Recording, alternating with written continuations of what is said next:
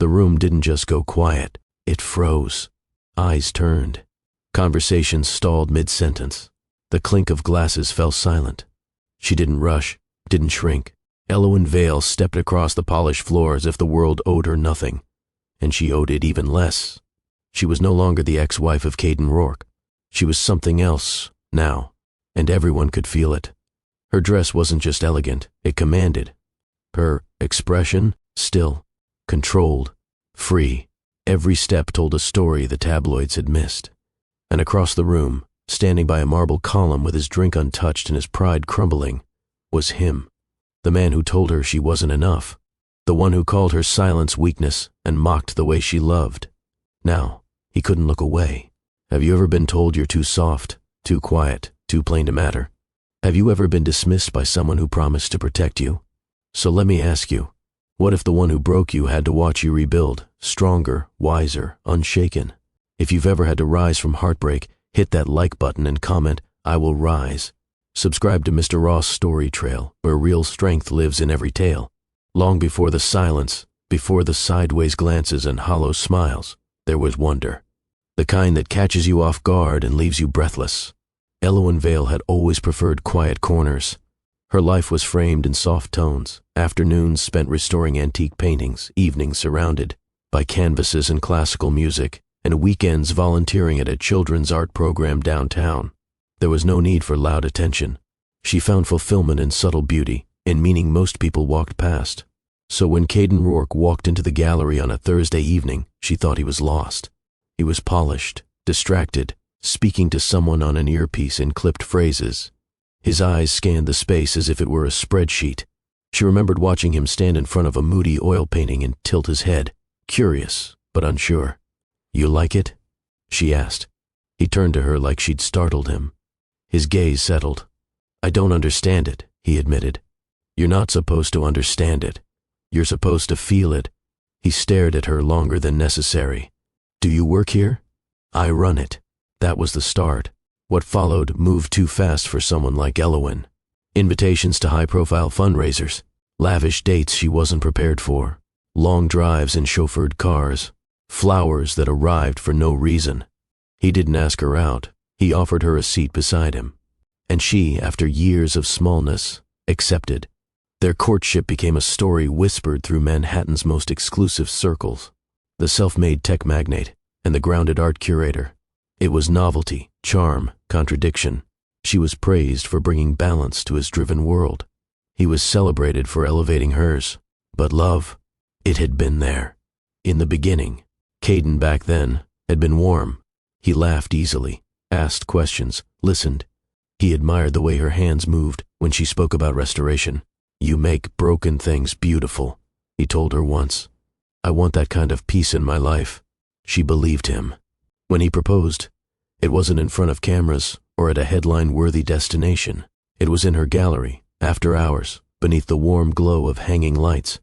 He held out the ring and said, "I've never felt more sure of anything." Elowen said yes, not because of his empire, not because of the attention, because at the time he felt like home.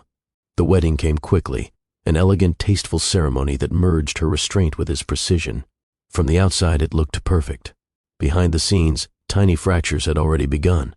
His schedule swallowed their days. Meetings bled into dinners. Her voice, once asked for, was now spoken over. Her quiet observations were dismissed as overthinking. She tried not to mind. Everyone said that was normal when you married someone ambitious. You give a little. You adjust. She adjusted. She gave. But the more she bent to fit, the less of herself she recognized. It wasn't just the missed dates or unanswered messages. It was the way he stopped seeing her. At events, she became background. At home, she was either too quiet or too sensitive. When she spoke about the gallery, he'd nod without listening. When she spoke about emotions, he'd sigh like she was wasting time. Still, she stayed hopeful. Maybe he was tired. Maybe the pressure was changing him. Maybe the man she fell in love with was just buried under layers of responsibility. Maybe. They had been married just over a year when Elowen first felt the shift from absence to abandonment. The silence had grown longer. Not the comfortable kind that lovers share, but the kind that crept in like fog, heavy and impossible to ignore. Caden had once sent her photos of his travels, funny notes during meetings, small reminders that he was thinking of her. Now, days would pass without a message, weeks without a conversation that wasn't logistical. She tried. She planned small dinners at home. She offered to meet him between meetings. She even showed up at his office once with lunch, something she never did. He greeted her with a brief smile and barely looked up from his phone. "You didn't have to come all the way out here." She stood there, clutching the takeout bag. "I thought it might be nice." He waved toward the desk. "You can just leave it." "I'm swamped." That night, she ate alone. The food had gone cold, but the ache in her chest burned. In public, they still appeared aligned. Their photographs were neatly filtered, their names linked in industry articles and event seating charts. She wore the right dresses. He stood beside her with a hand lightly at her back, but at night, the bed felt wider than ever. It wasn't anger she felt. It was erasure. Caden no longer asked about her day, let alone her dreams. When she shared a story from the gallery, a child who painted his first full canvas, a donor, who connected with a featured piece, he responded with absent nods or redirected the topic. You could expand your brand," he said once. "License your name. Open other locations. I'm not doing it for brand visibility. It's about connection." He exhaled, as if tired. "That's not scalable thinking." She didn't argue. She couldn't even find the words. It was around this time that she began journaling again, not because she had something to say, but because she had nowhere else to put what she felt. She filled pages with things she couldn't say out loud, her loneliness, her fear, her confusion. And then, unexpectedly, gently, quietly, came something else. Hope. It began with fatigue and a missed cycle. Then, the test. Then 3 more just to be sure. She sat in the bathroom with shaking hands, her heart thudding against her ribs. As the truth settled over her, she was going to be a mother. In a flash, everything changed. She imagined how it would feel to tell him. Maybe this would bring them back together. Maybe this tiny heartbeat would awaken the man who once held her hand like it was something sacred. She rehearsed it. Not a big reveal. No performance. Just truth. That night, she waited until he came home late, tie loosened, irritation clinging to him like a second skin. "Caden," she said gently, "I need to tell you something." He didn't look up. "Can it wait?" "It really can't." When she told him, there was no joy, no awe, just a flat stare. "You're sure?"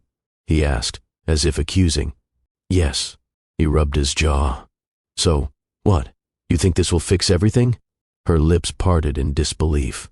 "No, you think this baby's going to make me come home earlier? Make us close again?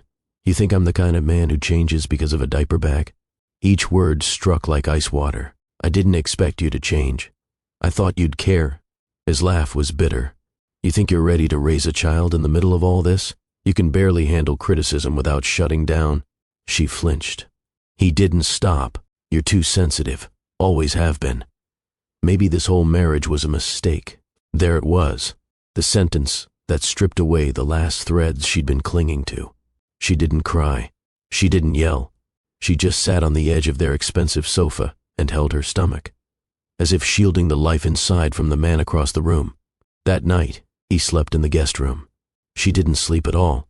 Morning arrived, but it didn't bring peace. The apartment was still, except for the faint hum of the city below.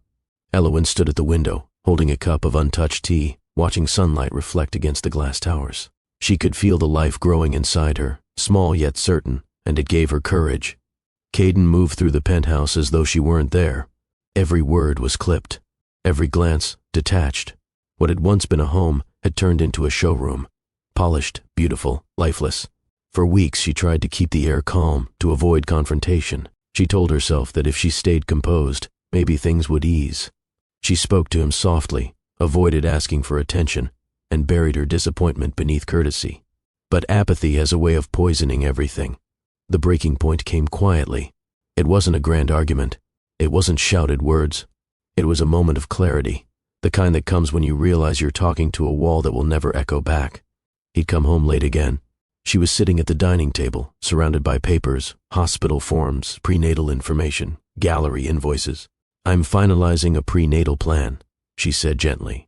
I'd like you to come with me for the first appointment." He set his briefcase down and loosened his tie. "I have a board meeting. You can reschedule it." He gave a half smile, the kind that doesn't reach the eyes. "You think the company runs on your schedule?" Her breath caught. "I'm not asking you to choose between us and your work, Caden. I'm asking you to show up for your child."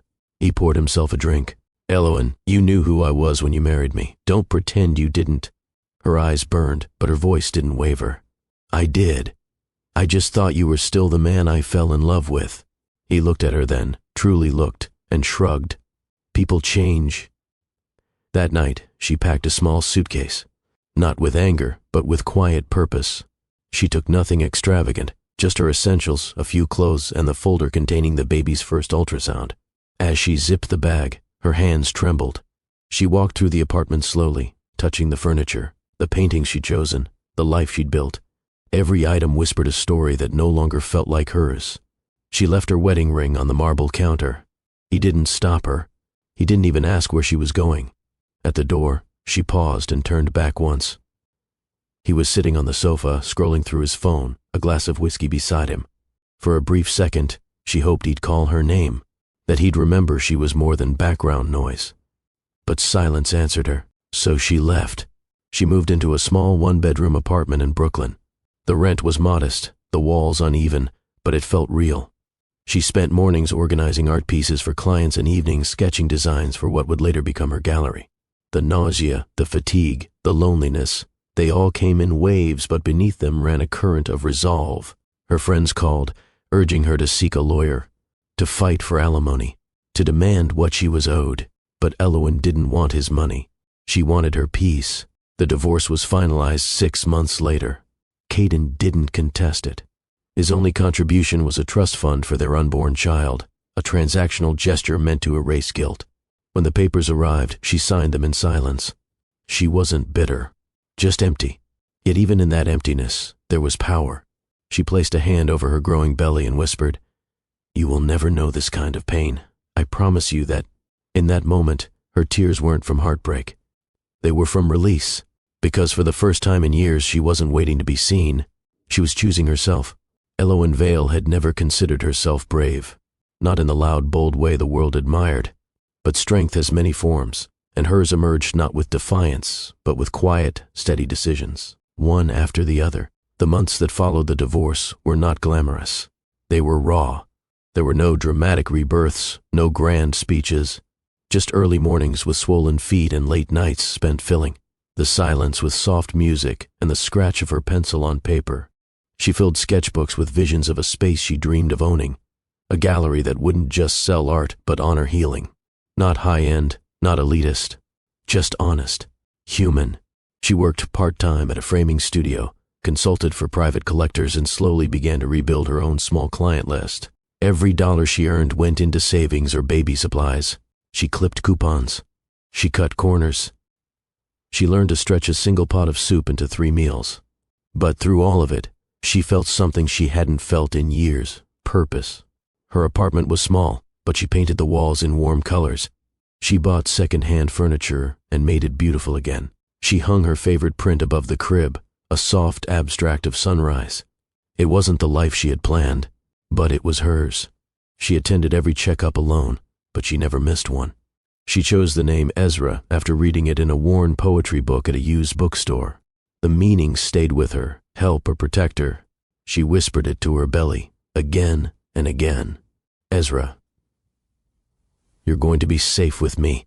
The night he was born, she labored for 16 hours. There were complications, and for a moment, the fear nearly broke her. But when she heard his first cry, it was as if the world stopped spinning. He was small, so small. But when she held him, everything shifted. The pain, the doubt, the emptiness, it didn't vanish, but it no longer ruled her. She looked at his face and saw something unshakable. A new beginning. A reason. In the quiet weeks that followed, Elowen rested with him beside her, the sound of his breathing a reminder that softness could survive even the hardest storms. One afternoon, a former client visited her apartment to pick up a restored piece. He paused, glancing around at the sketches and canvases on the wall. "You should have your own gallery," he said. She smiled. "One day." What's stopping you?" She looked down at Ezra, asleep in her arms. "Nothing," she said quietly. "Not anymore." It didn't happen overnight, but within a year she had saved enough to rent a small corner space in Brooklyn. The windows were dusty, the floorboards creaked, and the walls were chipped. But when she stepped inside, she saw possibility. She worked while Ezra napped in a second-hand bassinet tucked in her office. She hung pieces from emerging artists. She painted the walls with her own hands. She named the space Still House, a tribute to stillness, to finding beauty in pause. And slowly, word spread. Collectors came. Local artists offered to exhibit. Neighborhood parents brought their children to weekend art classes she offered for free. Elowen wasn't chasing applause. She was building community. Every frame she hung, every child she encouraged, every visitor who lingered in front of a canvas. It all reminded her she had been told she wasn't enough. But she was. Not because she rebuilt a career, not because she learned to stand alone, but because she had never truly lost herself, only set herself aside for someone who couldn't see her worth. Now, she saw it clearly, and through her son's eyes she saw it even more. The first days alone with Ezra were quiet but not calm. Elowen had returned from the hospital with a newborn in one arm and a paper-thin discharge form in the other. No balloons, no flowers, no family members waiting at the door. Just her, a bag of baby clothes, and a cab driver who nodded respectfully when he carried the infant car seat up the steps of her walk-up apartment. The place was dim that day. She didn't have the energy to open the curtains. Ezra slept in short spurts, waking with soft whimpers that seemed louder in the silence. She moved through the space with careful steps, still sore, still uncertain. Her body ached, but not as much as her heart. The first 2 weeks were the hardest. She was feeding him every 2 hours, barely able to sleep, and sometimes forgot to eat. She caught herself crying into clean laundry, holding him tighter just to feel something anchor her. But through every blurry, exhausting day, she kept whispering the same promise. "You're safe. I'm here." What frightened her most wasn't the sleeplessness or the finances. It was the isolation. There were moments when she'd rock Ezra in the middle of the night and wonder, "Am I disappearing?" But then he smiled, really smiled, for the first time. Just a flicker, just for a second. But it was enough to shift something in her spirit. That smile reminded her she wasn't fading. She was forming. Still, there were realities she couldn't avoid. Her savings were thin. The apartment was affordable, but the cost of formula diapers and doctor visits added up quickly. The part-time consulting jobs weren't enough. It was time. She had dreamed of it in scribbled notes and sleepless nights, but now the idea burned louder, her own gallery. Not a grand space, just a small studio storefront, enough for local artists to show their work and for Elowen to restore pieces in the back room. A gallery that felt like a heartbeat, not a transaction. She found it in a quiet stretch of Brooklyn, a former tailor shop with dusty windows and uneven shelves. The walls needed love. The pipes made strange sounds. But when she stepped inside, holding Ezra against her chest in his sling, she felt peace. Stillhouse. That's what she'd call it. She signed the lease on a Tuesday morning. No fanfare, no celebration, just the scribble of her name and a quiet nod to herself in the mirror that hung crooked near the entrance. The first few weeks were brutal. She worked during Ezra's naps, painting walls, setting up shelves, arranging lighting. She hand-wrote signs. She created a website in the early hours of the morning.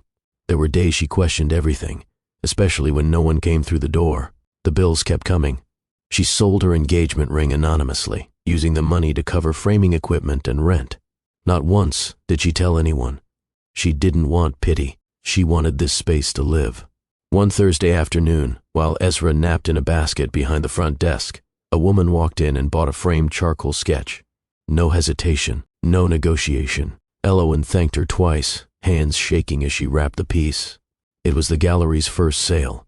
She didn't cry until the woman left.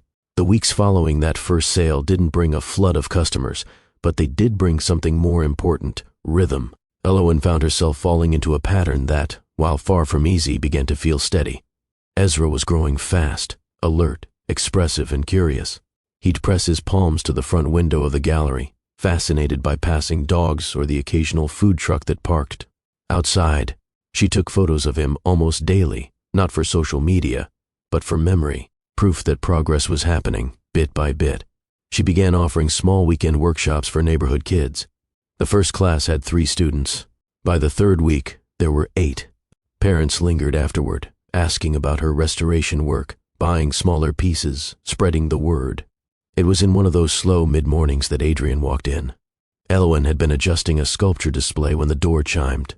She glanced up quickly, ready with her usual warm but weary smile. He didn't look like the usual walk-ins. Tall, tailored, but relaxed, with an air that suggested he noticed details most people missed. He didn't rush, didn't reach for his phone. He looked around slowly, his gaze lingering on a landscape watercolor near the back. "That piece," he said quietly, "feels like silence. The good kind." Elowen paused. People often said a painting felt peaceful or balanced, but this man described it like someone who understood stillness, not just admired it. "I painted that one," she replied. "During my first trimester." He turned to face her. "It shows." She tilted her head. "How so?" "There's something steady in it, as if it was made by someone who was trying to hold herself together." His words weren't invasive. They weren't pitying, just observant, honest. He bought the painting. No haggling, no drama, just a quiet thank you and a request to have it wrapped carefully. Before he left, he turned back and added, "I'll be back. Not just for the art." It wasn't flirtation. It was kindness, sincere and simple. Elowen didn't overthink it. She couldn't afford to. Her focus stayed on Ezra, the gallery, and the daily challenge of keeping everything afloat. But Adrian did return. Not immediately, not often, but consistently. Sometimes he came to browse, sometimes to pick up pieces for what he said were quiet spaces in his office, and sometimes just to sit, coffee in hand, while she rearranged frames or filled out invoices. He never pried. He never asked questions she wasn't ready to answer. He remembered Ezra's name after one introduction. He noticed when she changed the lighting in the corner display, and once on a particularly cold afternoon, he brought her a sandwich without asking, saying only, "You skipped lunch." I could tell she didn't know what to make of him. He had the polish of a man used to meetings and boardrooms, but none of the arrogance. He never mentioned his work unless prompted, never brought attention to himself. He asked about her favorite mediums, her influences, her hopes for Stillhouse. Elowen found herself letting her guard lower, inch by inch. Ezra liked him. That mattered. The first time Adrian knelt to tie Ezra's shoe without a second thought, Elowen watched from across the room with something between gratitude and caution. She had learned not to trust too easily, but she also recognized something she hadn't felt in years, safety. And in the quiet, she started to heal, not by forgetting the past, but by building something better beside it. Adrian never pushed his way into Elowen's life. He didn't send flowers. He didn't make promises. He didn't ask for time she didn't have. Instead, he showed up, on slow Wednesdays, on rainy Fridays when most people stayed home, and sometimes on Sunday, mornings when the gallery was closed, but he knew she'd be there, reorganizing or preparing the next display. He always brought 2 coffees, one sweet, one strong. He never assumed which one she wanted that day. He let her choose. She noticed that, when Ezra was teething and wouldn't settle, Adrian offered to hold him so she could finish framing a piece for a buyer. Ezra, usually hesitant with strangers, clung to Adrian without protest. That night, Elowen lay awake replaying the moment in her mind, unsure whether to be comforted or scared by how easy it was. She didn't trust ease. Not anymore. Their conversations stayed light for weeks, art, business, childhood memories. She learned he grew up with a single father who restored furniture. She told him about her college years spent painting murals in underfunded schools. But the deeper things? Those stayed locked away. She had been adored before. Admiration had come dressed in charm and wrapped in promises. She had believed it and paid the price. So now, when Adrian complimented her work or made her laugh with some dry remark, she kept her smile polite, her responses safe. But he noticed more than she let on. One afternoon, as they sat outside on a bench near the gallery, Ezra sleeping across her lap, Adrian glanced at her sketchbook. "Do you ever draw for yourself anymore?" he asked. She blinked. "What do you mean?" "I see you sketch for the gallery, commissions, clients. But do you draw just because you want to?" The question caught her off guard. She didn't answer right away. "No," she admitted softly. "I haven't in a long time." He nodded, not pressing further. But later that week, he left a small gift on her desk, a new set of pencils. No note, just the tools, as if to say, whenever you're ready. That evening, after putting Ezra to bed, Elowen sat at her kitchen table, sharpened one of the pencils, and began to sketch. It was shaky at first, lines that didn't connect, shapes that felt foreign, but then her hand remembered the rhythm. Her thoughts slowed. Something unspoken found a way to speak again. She drew until midnight, and when she finally leaned back, her chest ached, not from pain but from a kind of release. Adrian never asked if she used the pencils. He didn't need to. Their connection remained quiet, grounded in mutual respect. Still, Elowen couldn't deny the flutter that came when she saw his name flash on her phone, or heard the gallery door open and found him there, holding Ezra's favorite snack. It wasn't about romance. It was about feeling seen again, but part of her still resisted. She didn't want to mistake kindness for something else. She didn't want Ezra to grow attached to someone who might one day disappear. So one evening, as Adrian helped her lock up the gallery, she turned to him and said carefully, "You don't have to keep showing up." He paused, keys in hand. "I'm not here because I have to be. She hesitated. "I'm not ready for anything complicated." He met her gaze without flinching. "Then I'll keep things simple." She searched his face for any trace of expectation. There was none. Only a calm steadiness that made her feel something she hadn't felt in a long time, comfort without pressure. She nodded. "Okay." And he left it at that. By Ezra's second birthday, the gallery was no longer a fragile idea held together by hope. It had become a space people sought out. Neighborhood artists began asking for showings months in advance. A feature in a local magazine brought curious visitors from other boroughs. On Saturdays, children filled the back room for art classes while their parents lingered to sip coffee and browse. Elowen worked harder than she ever had, framing, restoring, managing, teaching. But for the first time in years, the exhaustion didn't drain her. It filled her, with purpose, with ownership, with pride. There were still days when doubt returned, usually late at night when Ezra was asleep and the apartment was still. But those moments no longer consumed her. They passed like weather, acknowledged but not given power. Ezra thrived. He was playful, curious, gentle. He followed her around the gallery like a tiny shadow, waving at visitors, handing them flyers with sticky hands. He spoke early, asked thoughtful questions, and every time he left, Elowen felt her heart stretch wider than she thought it could. One afternoon, while organizing new arrivals, she found a note tucked between two canvases. It wasn't signed, but she recognized the handwriting. Some people shine brightest after breaking. "You do," she smiled. Adrian. He hadn't said much that week, just showed up with his usual calm presence, helped repair a loose shelf, and left after a brief visit with Ezra. But that note, it stayed with her. Their connection had deepened, not with declarations, but through shared space, through trust built slowly. He had become part of the rhythm, the reliable calm in her otherwise chaotic world. Still, she held boundaries close. She was careful not to let comfort become dependency. She reminded herself daily, "You are already enough, with or without him." But there was something beautiful in knowing that love could grow in silence, without demands, without rescue, just steady. One evening, after Ezra had fallen asleep on Adrian's shoulder during a quiet visit, Elowen brought out 2 mugs of tea and sat beside him. He didn't speak. He just looked at her, not as someone fragile or incomplete, but as someone full, whole, standing. "You're the only man Ezra falls asleep on," she said quietly. Adrian smiled.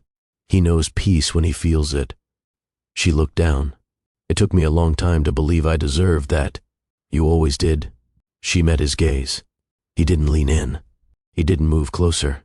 He just stayed still, letting her decide if she wanted to close the distance. And for the first time in years she did, not because she needed someone, but because she was no longer afraid to receive what was freely offered. That night didn't end with fireworks or grand confessions. It ended with a gentle goodbye, a kiss on the forehead, and the sound of her door locking behind someone she now trusted to return. Elowen stood in the quiet of her apartment, looked around at the artwork, taped to the fridge, the scattered toys, the warm lamplight. This wasn't the life she had once imagined. It was better, because it was real, built from nothing but strength, courage, and the choice to keep going. If you believe healing is possible, drop a heart in the comments and share this with someone who needs encouragement. 2 years after launching Stillhouse, Elowen's name had started to circulate, not loudly, but with quiet reverence. She had built something rare, a space rooted in meaning, not marketing. The kind of gallery where visitors lingered a little longer, where the artists felt seen and the work felt human. Local press had taken notice. So had a handful of influential collectors. But Elowen kept her focus close, on her craft, on her son, on the life she was building one steady breath at a time. Every week brought something new. A school mural commission, a collaborative exhibit with young artists, a feature in a city newsletter. Her inbox stayed full, her schedule tighter, but she never let growth take more than she was willing to give. Ezra remained her anchor, playful, imaginative, and obsessed with gluing paper to everything in sight. He would sit under her desk while she worked, drawing family portraits that always included Adrian holding his hand. Adrian. He had become more present than she expected, and more patient than she thought anyone could be. He never acted entitled to her time. He simply made space for it. For her, for Ezra, for everything they were, and everything they were learning to become. And then, one evening, a delivery arrived at the gallery, a small envelope, addressed in careful handwriting. Elowen opened it with mild curiosity, expecting an invitation to a group exhibition or a fundraiser. But her breath caught when she read the name at the bottom. Adrian Renner. The invitation was elegant, handwritten, formal but sincere. A private art charity event, hosted by a well-known foundation in Manhattan. Adrian's name was listed as a key sponsor. On the final line, in smaller script, was a personal message. You belong in every room that told you otherwise. I'll have a car waiting, no pressure, just presence. Elowen stared at the words for a long time. The handwriting was calm, just like him. She folded the invitation and placed it on her desk, unsure of what to feel. Flattered, anxious, intrigued. All she knew was that something inside her shifted, not because he asked her to come, but because he believed she should be there at all. The day of the event arrived without ceremony. No grand realization, no dramatic pause in the universe. Just Elowen, standing in front of her closet, staring at a single dress she hadn't worn since before Ezra was born. Deep sapphire, subtle neckline, soft fabric. She ran her fingers along the seam and whispered, "Still fits." It did, but she wasn't the same woman who had worn it last. She braided her hair back simply, wore no necklace, just a small pair of earrings and her quiet confidence. Ezra was already asleep. Adrian had arranged a sitter, someone Elowen trusted, someone from the gallery's children's program. Still, she checked twice to be sure he was warm, tucked in, and safe. At exactly 7:12 p.m., a black sedan pulled up outside her building. No honking, no flashing lights, just presence. She hesitated at the window. Part of her wanted to stay home, to bury herself under a blanket and tell herself it wasn't the right time. But a deeper voice, one that had grown stronger with every frame hung, every rent check paid, every night. She stayed when it would have been easier to walk away, told her this wasn't about showing up for Adrian. It was about showing up for herself. She took one final glance in the mirror, then headed down. The driver stepped out the moment she approached. He held the door open with a respectful nod. No small talk, no pressure, just kindness. As she slid into the back seat, her heart thudded quietly. Not from fear, from recognition. She was stepping into a space that once felt unreachable. Now, it felt earned. The city blurred past the windows, 1,000 lights flickering in rhythm with her thoughts. She held her clutch tightly, the invitation still folded inside. Not because she needed to show it, but because it reminded her, someone thought I belonged. When the car pulled up outside the venue, she paused before stepping out. It wasn't a fear of being seen. It was the question that always lingered before transformation. Will they see me clearly now?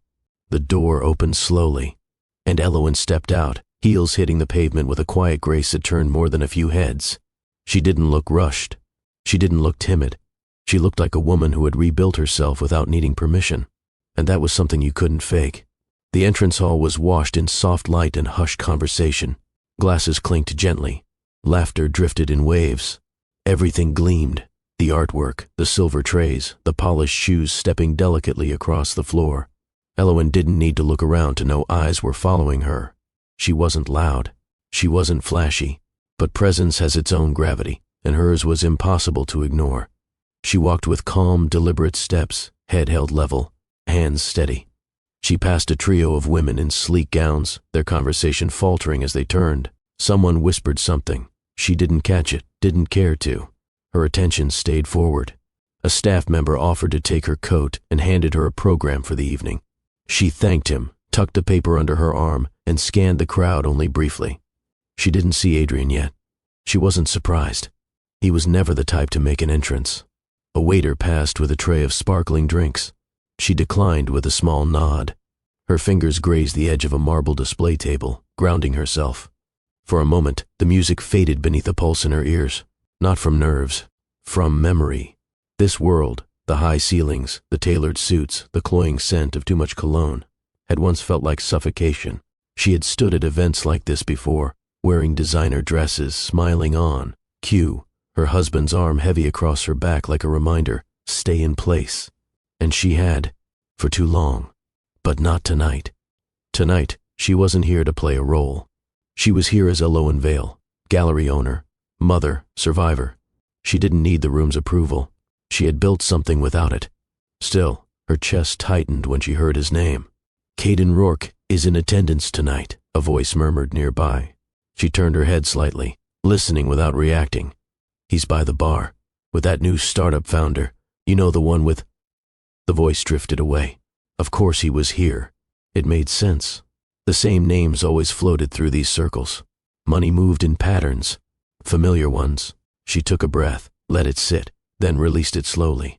Whatever came next, she would not shrink. Not for him, not for anyone. And just as her eyes scanned the crowd once more, she felt the shift. A ripple, not visible, but felt. Caden had spotted her. She didn't need to look to confirm it. She recognized the weight of his stare, the disbelief. The disbelief that she could walk into a room like this and not flinch. She turned her head. Their eyes met. A flicker of recognition passed across his face, quickly chased by something else, discomfort. He excused himself from the group at his side and began walking toward her, slowly, uncertainly. Elowen didn't move. She didn't brace herself. She didn't run. She simply waited. Elowen, his voice hadn't changed. Still smooth. Still laced with that quiet entitlement that once felt like confidence. She turned, calm as ever. "Caden." He gave a half smile. That same smile he wore when he thought he held the upper hand.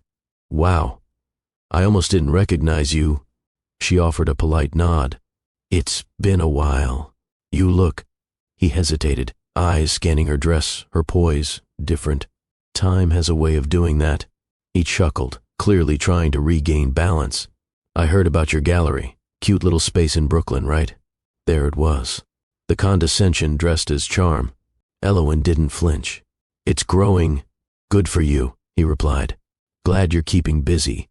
She watched him, noting how much noise he needed to fill the silence. "I'm not busy. I'm fulfilled." He blinked, lips parting slightly, not expecting that answer. "And Ezra?" he asked, leaning in slightly. "Still calling him that? I thought we agreed on something stronger." There it was, the final flick of the blade. Before she could reply, another voice entered, clear and measured. "Everything all right here?" Adrian stood beside her, hands in his pockets, gaze calm but direct.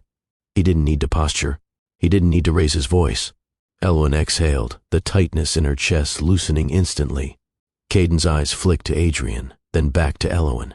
"And you are?" Adrian extended a hand, confident and unapologetic. Adrian Renner, Elowen's partner, and Ezra's protector. Silence dropped like glass. For a long moment, no one spoke. Caden stared at the outstretched hand but didn't take it. Adrian didn't flinch. He didn't retract. He simply waited, not for acceptance, but for acknowledgement. When it didn't come, he let the moment pass without a word, his hand lowered, his presence unwavering. Elowen looked directly at her ex-husband. "If you'll excuse us, we have someone waiting." Caden swallowed. "You're serious about this?" She didn't answer. She didn't need to. Her gaze, steady, clear, unshaken, was enough. Adrian offered her his arm. She took it, and together they walked away, not in haste, not in triumph, just peace. Behind her she could feel Caden's confusion clinging to the air. Not anger, not jealousy, just disbelief, because he still didn't understand how she'd found her footing without him. And that was the most satisfying truth of all. After they walked away, Adrian led her to the far end of the room, near a sculpture display tucked into a quieter alcove. He didn't ask if she was okay. He didn't offer shallow praise. He simply stood beside her, present and steady. Elowen looked down at her hand, still resting gently over his arm. She released a quiet breath. "Thank you," she said. "For what?" "For not making it a scene. For not stepping in like I couldn't handle it. I stepped in because I'm part of your world now," he said, voice low. "Not because you needed saving." She met his eyes. "I did need something, though." He tilted his head. "I needed to see it," she said. "See him again. See what I survived." Adrian's gaze didn't waver. "And I feel nothing," she whispered. "No bitterness, no rage, no sadness, just the clean release of something that no longer had a hold." They stood in silence for a moment. Not awkward, not heavy, just full. She looked around the space, the elegant lighting, the carefully curated artwork, the people mingling with practiced ease. Years ago, she would have felt small here. She would have clung to Caden's arm like a lifeline, second-guessing every word, every glance, every gesture. Now she walked freely, untouched by expectation. People noticed her, not for scandal, not for status, but for presence. She'd built something the world couldn't measure in headlines, and that was enough. Later that night, as Adrian dropped her off and walked her to her door, he didn't linger. He kissed the top of her hand, looked her in the eyes, and said only, "You were the strongest one in the room tonight, and you didn't need to prove it to anyone." She watched him leave, then stepped inside, the sound of Ezra's breathing in the next room grounding her instantly. She peeled off the dress, washed her face, sat at the edge of the bed with her bare feet pressed to the floor, and smiled, not because of a man, not because of a moment, but because she had faced the thing she once feared most, and it no longer held power. She had walked into a room that once demanded her silence and left it carrying nothing but her peace. If you've ever dreamed of walking away from someone who hurt you, stronger, smarter, and more radiant, like this video and type, "I know my worth." The week after the event, Elowen returned to her gallery and let out a breath she didn't know she'd been holding.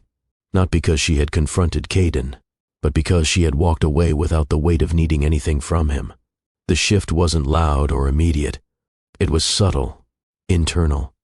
Her steps felt firmer, her voice more certain, not performative, just clear. She greeted clients with the same warmth, arranged exhibits with the same care, but now there was something else, something in the way she moved through the space she'd built. She was no longer curating to prove herself. She was just living. The article came out 2 days later, a short feature in a well-known arts blog. It praised her gallery for its accessibility and heart. One sentence stood out: "Stillhouse feels like someone opened a door and let the truth in." She clipped it and tucked it into a notebook, not to display, just to remember. Ezra ran through the gallery that morning in socks, paper crown on his head, declaring himself the art prince. She laughed so hard she had to sit down. It felt good, normal, safe. Adrian hadn't rushed to call after the event. He didn't overwhelm her with attention. But 3 days later, he walked in with a box of pastries, placed them on the counter, and said, "Thought you might want breakfast before the day runs away." That was his way.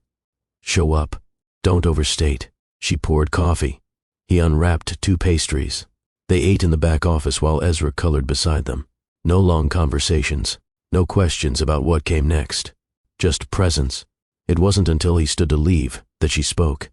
"I didn't expect it to feel so light afterward." Adrian tilted his head, listening. "I thought I'd feel unsettled. But I don't," she added. "I just feel done." He smiled. "You closed the door." She nodded, and didn't look back. He didn't offer analysis, didn't turn it into a deeper moment than it was. He simply said, "That's the kind of strength no one teaches you. You build it, step by step." Her heart softened. This wasn't the kind of love she had known before, one that needed to fill the silence, one that twisted vulnerability into weakness. This love, if that's what it was becoming, respected space. It didn't interrupt. It waited. And she was beginning to realize maybe she didn't need grand gestures. Maybe she just needed someone who saw her clearly and stayed. Sundays became their rhythm. Not officially, not scheduled, but naturally. Elowen and Ezra would walk to the neighborhood park after breakfast, bundled, up in layers during the colder months, arms swinging freely in the spring. Sometimes Adrian would meet them there, sometimes he'd already be waiting. By the swings, coffee in hand, Ezra's favorite juice box in the other. It was never discussed. It just happened. At the park, Adrian never hovered. He gave Ezra space to run, but never let him wander too far. He pushed the swing gently when asked, held a steady hand when Ezra dared the climbing frame. Elowen watched, and quietly something softened each time. It wasn't just that Adrian showed up. It was how he showed up. No instructions, no competition. Just ease. One afternoon, they sat on a park bench, watching Ezra dig determinedly in a sandbox with a plastic spoon. "He's serious about this excavation," Adrian murmured, lips curled slightly. "He's convinced he'll find treasure." Elowen smiled. Adrian glanced at her. "He already has." She didn't respond right away. The words landed gently, but left something warm behind. Later that evening, back at the apartment, Ezra grew sleepy in the middle of a bedtime book. His eyes blinked heavily, his head resting against Adrian's arm as they sat on the floor, a pile of picture books scattered around them. Elowen was folding laundry on the couch, watching them from a distance, her heart doing strange, unfamiliar things. As Adrian closed the final page, Ezra stirred and mumbled, "You feel like home." Neither of them moved. Adrian blinked, once, slowly. Elowen looked up, socks in her hand, breath caught in her throat. Ezra had already fallen asleep again, unaware of what he'd said, unaware of what it meant. Adrian carried him to bed, placed him gently down, and pulled the blanket over his small shoulders. He stepped back, standing quietly beside Elowen in the hallway. "You okay?"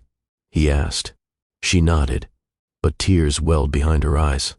Because, yes, she was okay, and that, in itself, was overwhelming. She turned to Adrian, her voice low. "He's never said that before. You've built that feeling for him," Adrian replied. "No," she whispered. "You're part of that too." He didn't smile. He didn't reply with something clever. He simply touched her hand, not to pull her closer, not to ask for more, just to say, "I'm here." And she let herself hold it. For once, she didn't pull away. Elowen had always assumed fear was loud, sharp, fast, and unmistakable. But this kind of fear was different. It crept in during the quiet. The soft mornings, the safe dinners, the laughter that lingered a little too long around her kitchen table. It wasn't because Adrian had done something wrong. It was because he hadn't, and that terrified her. One evening, as they washed dishes together, Adrian rinsing, Elowen drying, she caught herself smiling at something he'd said. A small joke, nothing important, but the ease of it made her chest tighten. She placed the plate down carefully and stepped away from the sink. Adrian noticed. "You okay?" She nodded too quickly. "Just tired." He didn't press. But later, after Ezra was asleep and the lights were low, Elowen stood alone in the hallway, unsure why her eyes stung with tears. She didn't miss the past. She didn't long for chaos. But she had spent so many years holding her breath that breathing freely now felt risky. Adrian wasn't perfect. He didn't try to be. He was just consistent. And for a woman who had learned to expect emotional withdrawal in the shape of love, consistency felt like standing on unfamiliar ground. That week, she began pulling back, subtly. She took longer to reply to messages. She canceled one of their usual park afternoons, blaming a headache. She buried herself in gallery work and avoided moments that had once felt natural. Adrian didn't chase, but he noticed. On Friday, he stopped by the gallery at closing time. The space was empty except for Elowen, rearranging frames that didn't need adjusting. He waited at the door, watching her. "I didn't want to interrupt," he said gently. She looked up, startled by the softness in his voice. "You're not," she replied, but her tone didn't match the words. He stepped closer. "You've been quiet." She opened her mouth to deflect, but he continued before she could speak. "I'm not asking for explanations," he said. "Just honesty." She leaned against the desk, fingers tight around the edge. "I don't know how to do this," she whispered. "Not with someone who stays." Adrian didn't move, didn't correct her, just listened. "I keep waiting for it to fall apart, for you to shift, for things to change. He walked to her slowly, stopping just close enough. They will, he said. Everything shifts, but not everything breaks. She stared at him, unsure of how to hold all the emotion pressing against her ribs. And if I fall apart again? She asked. If I need time or space or... Then I'll hold the space, he interrupted. And I'll wait. I won't run. Her throat tightened. I don't want to need anyone, she said. I'm not asking you to, he replied. But I am choosing to be here, not because you need me, because I see you, and I value what you've built, what you're building. She blinked back the tears, not from pain, from relief. Adrian stepped forward and touched her cheek with the back of his hand. Love doesn't corner you, Elowen. It doesn't ask for permission to exist, but it does wait for an invitation. She didn't speak. She just leaned in, resting her forehead against his chest, letting herself be still, letting herself believe, just for a moment, that maybe she could trust this. Maybe she already did. The shift wasn't dramatic. It came in pieces, small, almost invisible changes that wove themselves into daily life. Adrian started leaving books on her kitchen counter, sometimes with a bookmark, sometimes with a single-page dog-eared and a sticky note that read, "You might like this."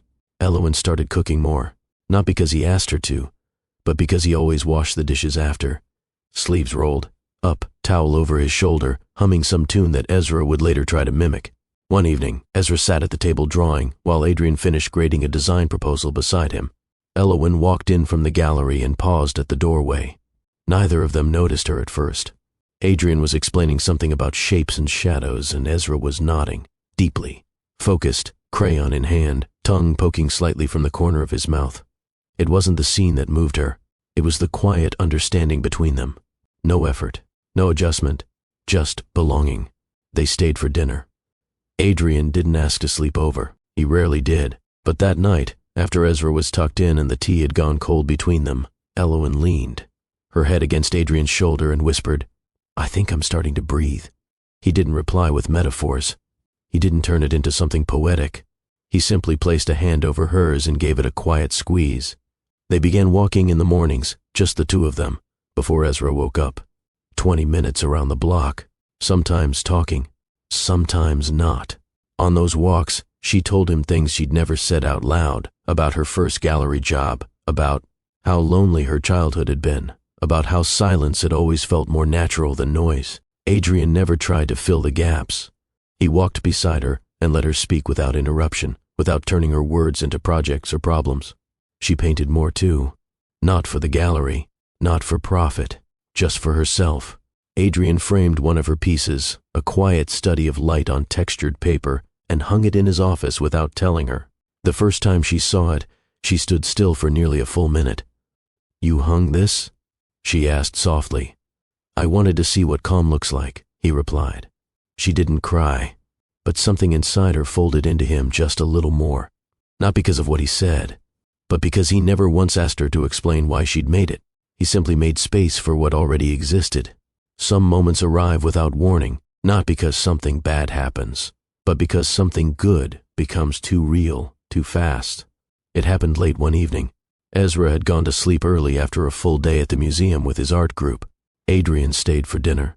They talked, laughed, cleaned up as they always did. The night felt ordinary, safe. Elowen walked Adrian to the door like usual. He paused, hand resting on the doorknob, then turned. "You know," he said softly, "I don't say it often, but this, you, Ezra, the stillness here, it's the best part of my week." The way he said it wasn't dramatic. It wasn't layered in expectation. It was just truth. But it caught her off guard. She smiled, but it didn't quite reach her eyes. He noticed. "Did I say something wrong?" "No," she said quickly, too quickly. "Not at all." Still, something inside her recoiled, not from him, but from the weight of feeling too safe, too known, too loved. After he left, she sat alone in the kitchen, staring at the empty chair across from her, and the fear rose like a tide. What if I disappoint him? What if he sees the cracks? What if I get used to this and it's taken away? She stood abruptly, began organizing the bookshelf for no reason. Her chest felt tight, her thoughts scattered. By the time Adrian messaged a quiet, "home safe," "Thank you for today," She stared at the screen but couldn't bring herself to reply. She didn't sleep much that night. The next morning, she was short with Ezra. Not cruel, just distracted. She moved through the day on autopilot, unsure what she was bracing for. She canceled their afternoon walk, ignored 2 messages from Adrian. By evening, she felt heavy with guilt. It wasn't that she didn't want what was growing between them. It was that she did, and that terrified her, because need had always led to pain. That evening, as she stood wiping down the gallery window, the door opened. Adrian. She froze. He held nothing. No food, no flowers, no paperwork. Just his usual calm and the faint trace of concern in his expression. "I was in the area," he said. "Wanted to check on the most stubborn person I know." She tried to smile. It faltered. He stepped closer. "Elowen, if you need space, take it. If you need quiet, I'll wait." She swallowed hard. "But please don't push me away because you think I'll disappear. I'm not built like that." Tears welled in her eyes. "I don't know how to let someone stay," she admitted, her voice barely above a whisper. Adrian reached out, but stopped short, letting her close the distance. She did, just enough to rest her forehead lightly against his shoulder. "I'm not asking you to get this right every time," he murmured. "I'm just asking you not to run when you feel afraid. Let me meet you there." She nodded slowly, not because she was sure, but because she wanted to be. The weeks that followed didn't come with fireworks. There were no dramatic declarations, no sweeping gestures. Just life. Beautiful. Simple. Steady. Elowen stopped overthinking her responses. She messaged Adrian without editing herself first.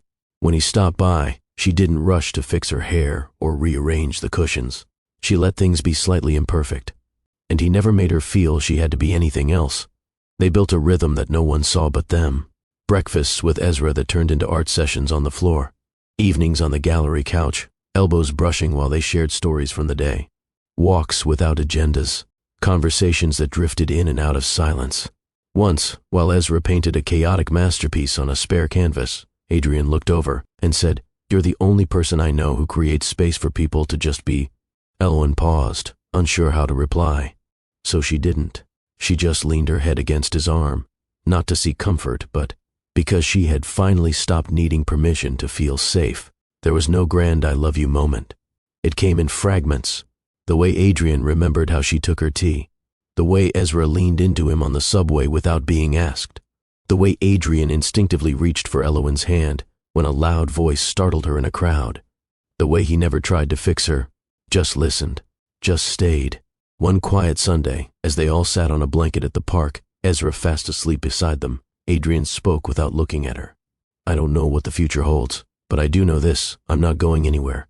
Elowen didn't reply immediately. She reached down, brushed a leaf from Ezra's shirt, and finally said, "That's the only thing I need to know." She had spent so long surviving that softness had once felt like a trick, but now it felt like home. 3 years later, the gallery no longer needed Elowen to fight for its place. Stillhouse had become more than a destination. It was a part of the community. School groups came every month for hands-on workshops. Local artists built careers after being featured on her walls. The neighborhood knew her name, not because she chased attention, but because her work carried it with quiet conviction. The gallery had expanded into the adjacent space last fall. A children's wing had been added, filled with color and joy. Elowen didn't run everything herself anymore. She had a team now.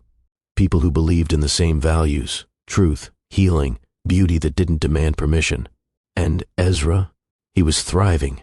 He wore his paint-splattered shoes like a badge of honor and introduced himself as the assistant gallery boss. He had a love for sculpture, a fascination with birds, and the most serious bedtime questions anyone had ever asked. One morning, as Elowen opened the gallery doors, she noticed the envelope waiting on the front mat. Inside was a simple invitation, not to attend, but to receive. She had been selected by a citywide arts and culture board for her contributions to youth development through creative expression. The ceremony would be held at the downtown auditorium. Her name was printed neatly, next to the words, honoree. She didn't expect it, but she wasn't surprised either. Not because she felt entitled to praise, but because she finally understood her own worth, even when no one else said it out loud. That night, as she shared the news over dinner, Ezra jumped up and clapped like she'd won a race. Adrian smiled, setting down his fork. You built all of this with steady hands and a quiet heart. Of course they see you." Elowen looked around at the table, at Ezra's half-eaten carrots, Adrian's tired eyes after a long day, the lamp casting a soft glow on the wood grain. This was success. Not the plaque, not the headline. This. Caden Rourke sat alone in a private office high above the city. Glass walls, state-of-the-art everything. 2 phones, 3 assistants, and a calendar so full it had to be color-coded. But the silence? It was deafening. He scrolled absently through headlines, scanning deals, partnerships, and articles he no longer read for passion but for positioning. That's when he saw it. Local art leader honored for youth impact, Elowen Vale's Stillhouse Gallery named a city pillar. Her photo was centered in the layout, standing in front of a mural, surrounded by children and community members. She wore no designer labels, no forced smile. She looked complete. He leaned back slowly, phone still in hand, and stared. He hadn't heard her name in months, maybe longer. She never contacted him about Ezra, never asked for help. She simply left, and then she thrived. At first, he assumed it was performance, a phase, a reaction, but now, watching her on screen, surrounded by people who clearly chose her, he saw something that unsettled him more than anger ever could. Peace, and not just hers. Ezra stood beside her in the photo, proud, playful, grounded. A son he barely knew. Caden had spent years building an empire. But as the clock ticked past midnight and the building emptied floor by floor, he realized something.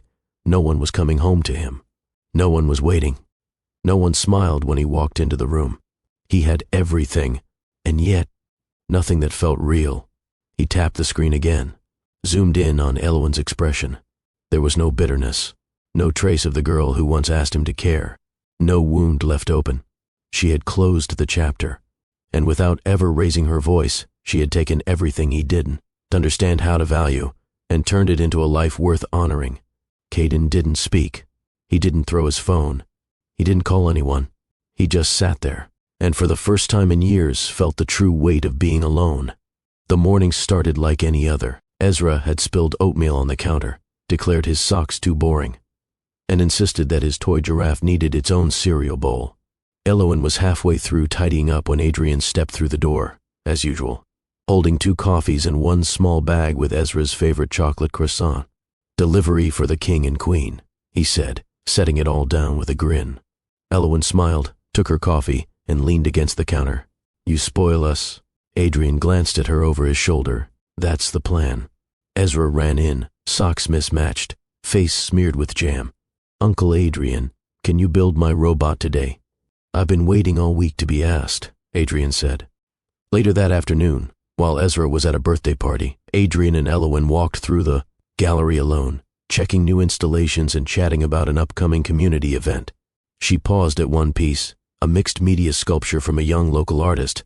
It was raw and slightly uneven, but powerful. "I love this one," she said. Adrian didn't respond immediately. He just watched her, how she tilted her head, how her fingers hovered thoughtfully near the edge of the frame. "Elowen," he said softly. She turned. "I've never asked you for anything," he began, "because I wanted to make sure you knew I didn't come here to fix or fill. I came because you made space I didn't know I needed." She froze. Her heart slowed. "I'm not asking you to change your name or your life or your rhythm. I'm just asking if I can walk beside you, every morning, every night, for as long as you'll let me." Then from his pocket, he pulled out something small. Not a box. Not a diamond. A simple ring.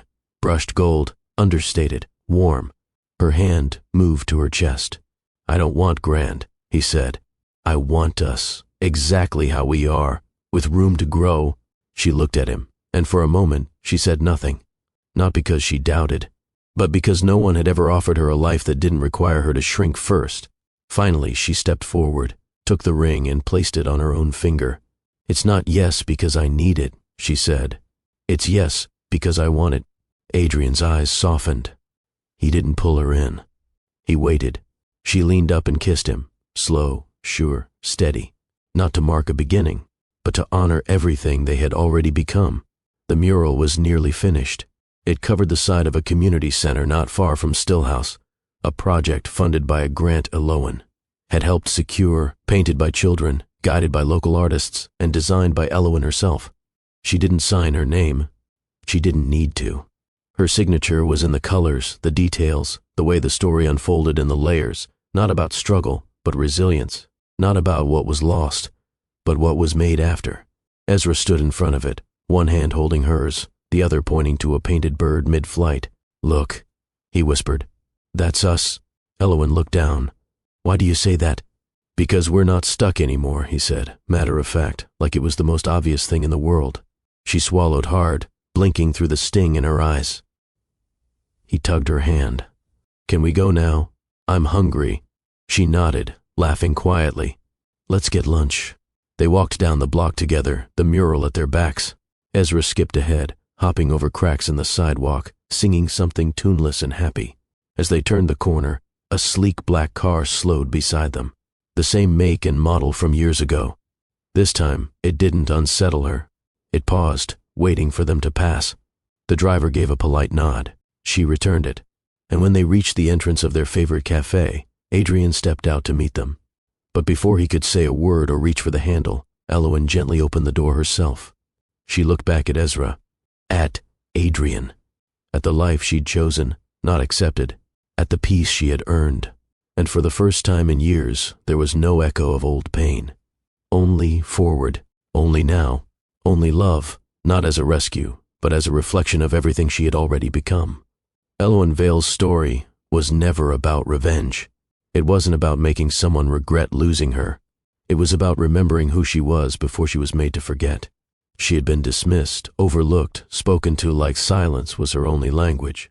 She had been called too soft, too gentle, too much of everything that didn't fit someone else's mold. And yet, she didn't harden. She didn't rebuild with bitterness. She chose love again, but this time it looked like stability, like partnership, like mourning, routines and quiet evenings with someone who never asked her to be smaller in order to be loved. She chose motherhood not as an identity, but as an expansion. She chose art not for recognition, but for healing. And in doing so, she reminded every person watching her journey, you don't need to yell to be powerful. You don't need to prove your worth by staying in a place that refuses to recognize it. The strongest thing you can do is leave with your dignity intact and build something beautiful after, not out of spite, but out of peace. Tag someone who needs this reminder. You don't have to stay where you're not seen. Share Elowen's journey. It might be the permission someone else needs. Today, Elowen still walks through her gallery, still holds Ezra's hand, still meets Adrian for Sunday coffee. Her life isn't perfect, but it's honest, rooted, whole. The woman who was once told she wasn't enough is now a woman who needs no one's permission to exist fully. And the door that once opened for her as a rescue, she opens it herself now, every time. If this story inspired you, hit subscribe and turn on the bell. There's more strength, beauty, and healing on the way here at Mr. Ross Story Trail.